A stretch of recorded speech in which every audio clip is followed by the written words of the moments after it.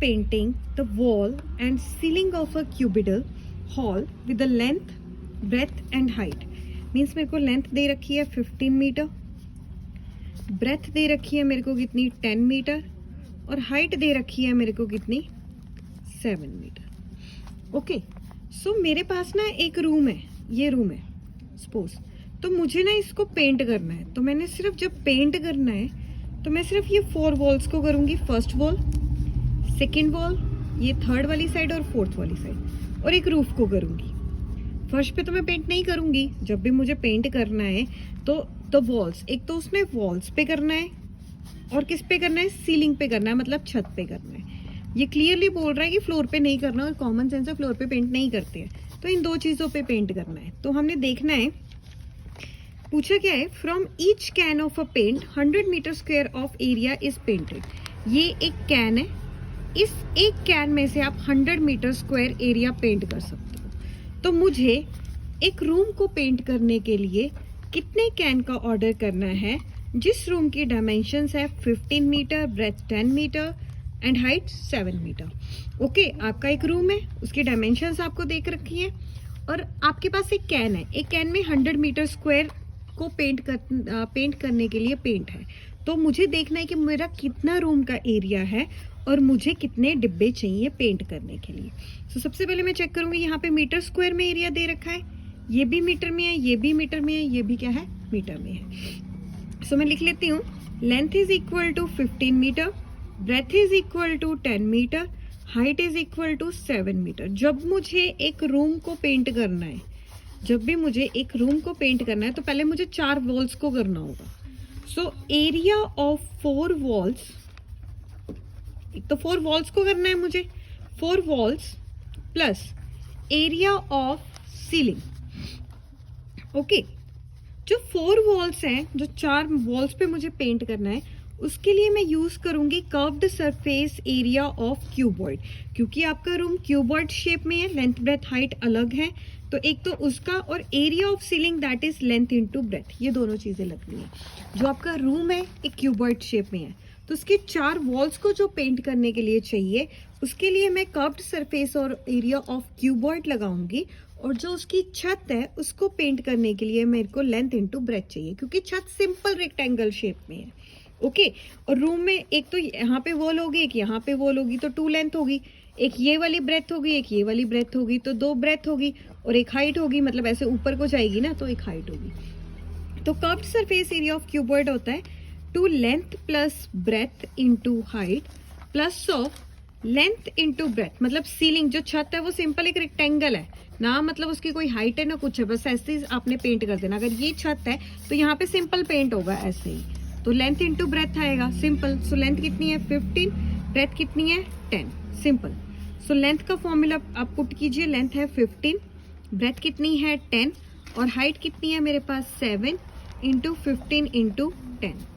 सो 15 में आपने जब 10 प्लस किए, ये कितने बन गए 25 इंटू 7 प्लस 15 इंटू 10. अब आधे बच्चे पता औटो पटांग से काम करेंगे, वो इसमें कुछ ना कुछ करेंगे. ये आपका अलग फंक्शन है, ये अलग फंक्शन है. आप तब तक इन दोनों को ऐड नहीं कर सकते जब तक एक आपके पास पर्टिकुलर नंबर नहीं आ जाता सारे ऑपरेशंस लगाने के बाद. सो 2 इंटू 25 होते हैं 50 इंटू 7 प्लस 15 इंटू 10 150, 7 5 35, 0 प्लस 150. इसे प्लस कीजिए, 0 5 5 10, 3 4 5, 500 मीटर स्क्वायर. तो ये मेरे पास आ गया एरिया जिसे मुझे पेंट करना है. So number of cans required means मैं लिख सकती हूँ 1, लिख सकती हूँ 1 कैन ऑफ पेंट. जो 1 कैन है पेंट का, can paint a area of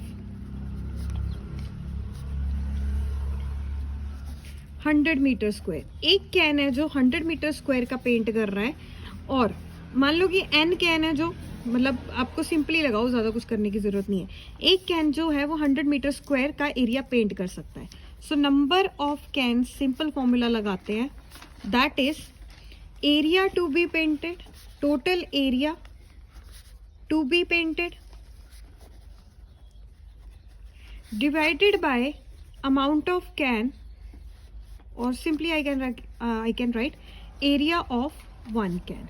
एक कैन में जितना कैन एरिया है उतना, और divided total area, that is 500 divide by 100। 2 zeros के साथ 2 zeros कैंसिल, 5 कैन्स आपको चाहिए। ये था क्वेश्चन। अब चलते हैं क्वेश्चन नंबर 6 की तरफ।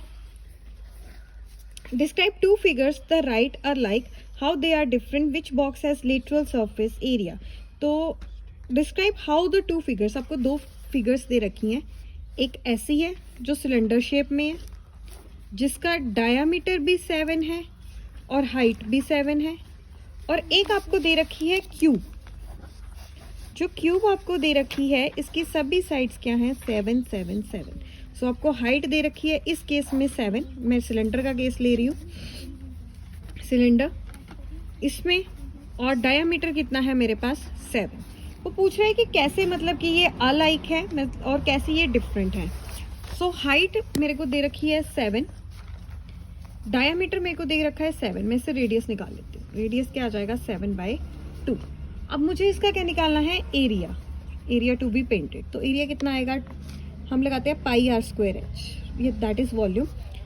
ये सिलेंडर है, जब भी आपने सिलेंडर का टोटल एरिया निकालना है, टोटल, ये होता है रेडियस, ये भी रेडियस है, ये हाइट है, इसका टोटल मतलब ये वाले पार्ट, ये वाला और ये तीनों पार्ट्स का एरिया जो होता है वो होता है πr+h।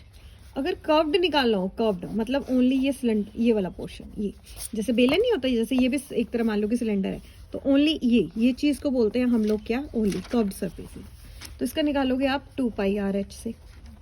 ओके, इसी तरह क्यूब है, क्यूब का भी निकाल लेना। चलो पहले इसका एरिया निकाल लेते हैं।